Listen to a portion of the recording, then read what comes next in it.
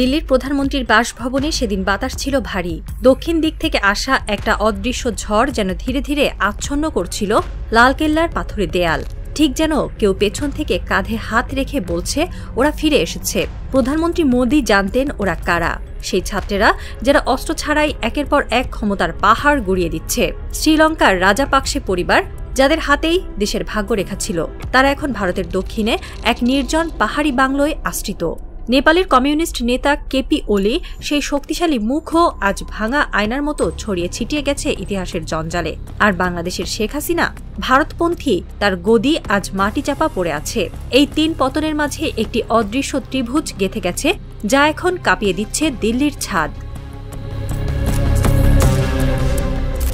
যাদের হাতে অস্ত্র ছিল না, ট্যাঙ্ক ছিল না, ছিল শুধু ক্ষুধা, বঞ্চনা আর চোখে আগুন নিয়ে রাস্তায় নেমে আসা ছাত্র জনতা, তারা প্রমাণ করে দিল ইতিহাসে বিজয় মেশিনের নয়, মননের। ঢাকার রাজপথে শুরু হওয়া বাংলাদেশ মডেল এখন আর বাংলাদেশের একক গল্প নয়, সেটা এক বৈশ্বিক প্রতিচ্ছবি। নেপালে ছড়িয়ে পড়েছে, শ্রীলঙ্কায় ফল দিয়েছে, আর ভারতের কাঁধে ছায়া ফেলছে। যেখানে ব্যর্থ রাজনীতি, গণবিচ্ছিন্ন স্বৈরতন্ত্র ও বৈষম্যের সংস্কৃতি আছে, সেখানেই এই মডেল বিস্ফোরণ ঘটাচ্ছে। শ্রীলঙ্কা, নেপাল, বাংলাদেশ, এই তিন দেশ মিলে ভারতের চারপাশে এক আগ্নেয় বৃত্ত রচনা করেছে। মোদি জানেন, পরবর্তী বিস্ফোরণ যদি দিল্লিতে ঘটে, তাহলে সেটা ঠেকানোর মতো আর কোনো কৌশল অবশিষ্ট নেই। দিল্লির কূটনৈতিক মহল বরাবরই আত্মবিশ্বাসী। ভারতে অভ্যুত্থান অসম্ভব, কিন্তু ইতিহাস তাদের অন্য কথা বলে। ডিপ স্টেট, যাদের সাফল্যের হার অনেকের মতে 98%, তারা যা চায় তাই ঘটে। প্রশ্ন হচ্ছে, ভারত কি আদৌ সেই 2% গন্তব্য? ভারতের ইতিহাস তো বারবার শিখিয়েছে যে রাষ্ট্র ভেতর থেকে বিভাজিত, বর্ণভিত্তিক, অবিচারপ্রবণ, তাদের জন্য পতন শুধু সময়ের অপেক্ষা। বিদেশি শক্তির হাত ধরে বারবার সাম্রাজ্য ভেঙেছে, রাজবংশ পড়েছে, আর ক্ষমতার মুকুট ছিটকে পড়েছে মাটিতে। আজও সেই পুরনো পথেই হেঁটে ব্রাহ্মণ্যবাদ, শূদ্ররা মাথা নিচু করে। দমন আর বৈষম্যের এই সংস্কৃতি ভারতকে ভেতরে ভেতরে দুর্বল করে দিয়েছে। সামরিক শক্তি, পারমাণবিক অস্ত্র আর অর্থনৈতিক প্রবৃদ্ধি থাকলেও সমাজের ভিত ভেঙে পড়লে কোনো রাষ্ট্র দীর্ঘস্থায়ী হতে পারে না। মোদির সমস্যা এখানেই। তিনি ইতিহাসে বিশ্বাস করেন না, কিন্তু ইতিহাস তাকে ছাড়ে না। ইতিহাস সর্বদা সেই শূন্যস্থান খুঁজে নেয় যেখানে শাসকের চোখ যায় না, এবং সেখান থেকেই জন্ম নেয় পতনের ঢেউ। ভারতের বুদ্ধিজীবীরা আজও চুপ। তারা মোদির বাহাদুরি নিয়ে টকশো করে, কিন্তু গ্রামেগঞ্জে ছড়িয়ে পড়া ক্ষুধা, বেকারত্ব, বর্ণবাদ নিয়ে কথা বলে না। সরকারি অনুদান আর মিডিয়ার অলকবৃন্তে দাঁড়িয়ে থাকা এই তথাকথিত সুশীল সমাজ বরাবরই ক্ষমতার পাশে থেকেছে। জনগণের ক্ষোভ তাদের কাছে কোনো অগ্রাধিকার নয়। তবে সামাজিক মাধ্যমে নতুন এক শক্তি মাথা তুলে দাঁড়াচ্ছে, ছাত্ররা। তারা আর চুপ করে থাকতে চাইছে না। তারা জিজ্ঞেস করছে, কেন আমাদের চাকরি নেই, কেন কাশ্মীরে ইন্টারনেট নেই, কেন কৃষক আত্মহত্যা করে। এই প্রশ্নগুলো বিপ্লবের বীজ। বিশ্ববিদ্যালয়ের হল থেকে শুরু করে শহরের চায়ের দোকান পর্যন্ত এই প্রশ্নগুলো ছড়িয়ে পড়ছে। অনলাইন গ্রুপে ছাত্রদের সংগঠিত হয়ে ওঠা, পথসভায় নতুন মুখ আর বঞ্চিতদের সঙ্গে একাত্মতা, সবকিছু মিলেই এক নতুন ঢেউ তৈরি করছে। রাষ্ট্রযন্ত্র ভয় পাচ্ছে, কারণ এই ঢেউ অস্ত্রবিহীন। এর কাছে টিয়ার গ্যাস, লাঠিচার্জ অচল। চিন্তার জোর আর সংগঠনের শক্তি একসাথে মিলে এক ভয়ঙ্কর আগুন হয়ে উঠছে।